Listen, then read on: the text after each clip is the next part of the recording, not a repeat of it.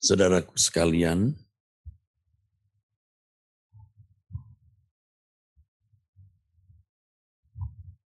kita harus benar-benar berani percaya bahwa Allah yang kita sembah itu Allah yang hidup. Kita harus benar-benar percaya bahwa Allah yang kita sembah adalah Allah yang hidup.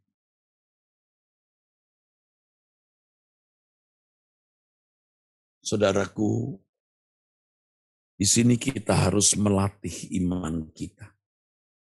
Bukan feeling kedagingan, feeling logika kita. Tapi kita beriman. Only believe, hanya percaya saja. Itu yang Allah kehendaki.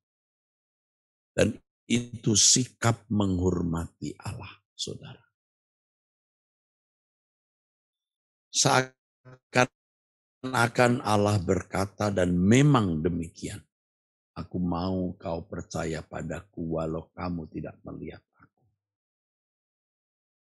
Aku ingin kamu menaruh hidupmu kepadaku walau tidak ada tanda-tanda kehadiranku secara fisik bagimu. Saudaraku, makin banyak kita menganalisa Allah dengan pikiran semata-mata, makin banyak berteori, makin berfantasi dan tidak mengalami. Dan ini ironis sekali, saudara. Setelah berpuluh-puluh tahun, saya ulangi, berpuluh-puluh tahun. Jadi bukan baru beberapa belas tahun atau baru beberapa tahun.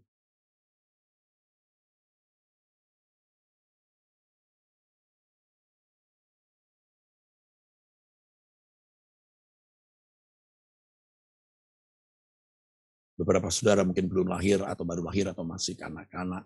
Tapi juga tentu sudah ada yang dewasa.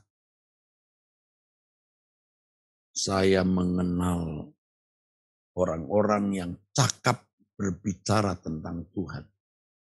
Tapi hidupnya bengis dan kejam. Sombong dan egois.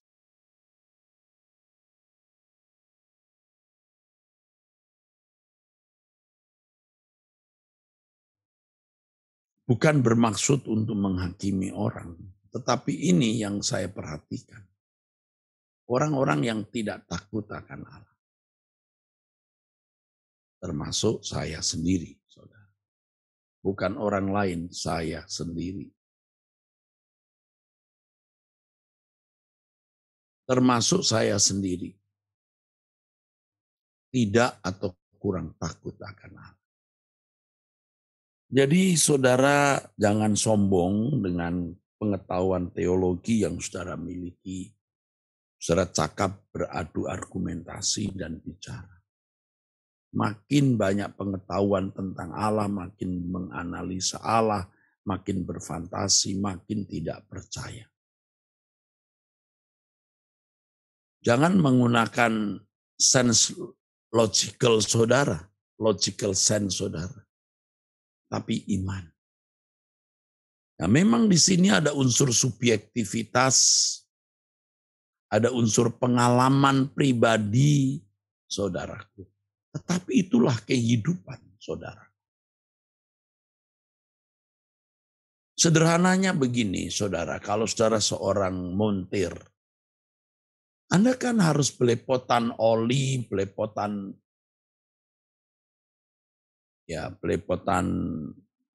kotoran mesin.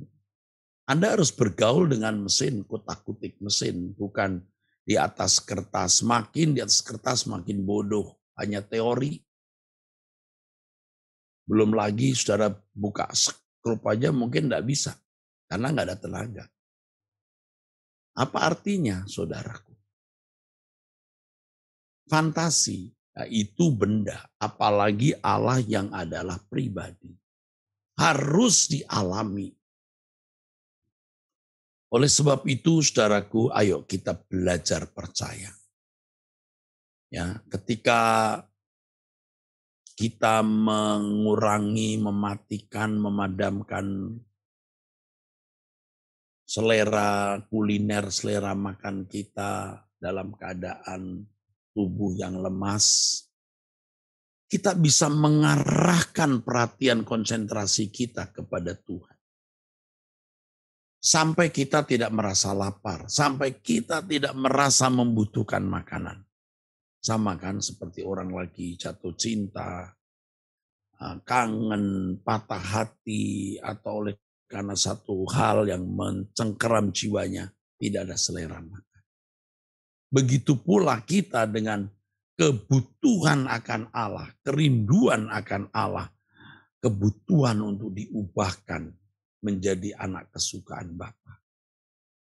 Dengan sendirinya selera makan kita menjadi kurang bahkan lenyap. Tetapi kalau ada di antara saudara yang sempoyongan, lalu saudara secara fisik tidak kuat, ya makanlah. Tapi jangan seperti biasa makannya. Ya, makanlah. Kalau tidak kuat sampai jam 5, jam 4, ya jam 12, jam 1 makanlah. Ya, tapi kalau saudara bisa 20 sampai 24 jam, paling cepat jam 4, jam 5, makan. Tidak masalah. Yang penting ada satu perubahan. Bagaimana nafsu kuliner kita itu dimatikan, nafsu-nafsu yang lain dipadamkan. Supaya gairah kita difokuskan kepada Tuhan. Mempercayai Allah yang hidup. Dan saudara akan bisa merasakan betapa hebat kesempatan mengenal Allah Israel itu. Elohim Yahweh yang hebat yang ditulis Alkitab hadir di Jakarta, hadir dalam hidup. Kalau rumahmu Cengkareng, hadir di Cengkareng. Kalau saudara di Kupang, hadir di Kupang, hadir di Medan, hadir di Surabaya, hadir di Bali, dan saudara bergaul dengan Allah yang hidup. Luar biasa.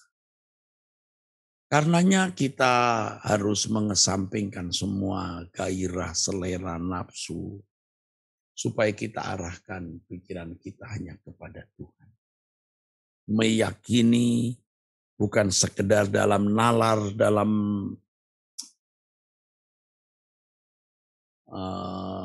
analisa-analisa, tetapi pengalaman real. Di mana kita duduk diam di kaki Tuhan menantikan hadiratnya dan merasakan kehadirannya. Kalau Allah itu hidup, Allah itu fisik, bisa hadir. Maksudnya secara fisikly bisa hadir. Kuasa kegelapan saja bisa membuat suara, bisa membuat kursi terguling sendiri, bisa kita dengar itu tembok sebelah rumah kita, itu waktu itu rumah kosong, kok bisa lo dak duk seperti gedor ya, seperti orang bangun bangunan gitu, sedang lagi bangun rumah. Itu kalau bukan kuasa gelap siapa, saudara? Ya. Dan tentu dalam hidup ini saya sudah punya beberapa pengalamannya. Pengalaman supranatural maksudnya. Allah itu di atas segala-galanya. Aduh, supranatural. Adik kodrati Allah yang besar, dahsyat. Jadi kita bisa mengalami Allah. Kita merasakan dalam jiwa, bahkan physically, secara fisik mestinya. Dan itu yang kita cari, kita gumuli, kita buru. Kita sudah banyak membaca buku, mungkin juga berulang-ulang membaca Alkitab. Bahkan mengkhotbahkannya, tapi kita sudah bertemu Tuhan enggak secara pribadi. Coba, saudara. Saya bersyukur kalau Tuhan memberi saya kesempatan seperti beberapa waktu ini ya. Beberapa kali mengusir kuasa gelap. Beberapa hari ini.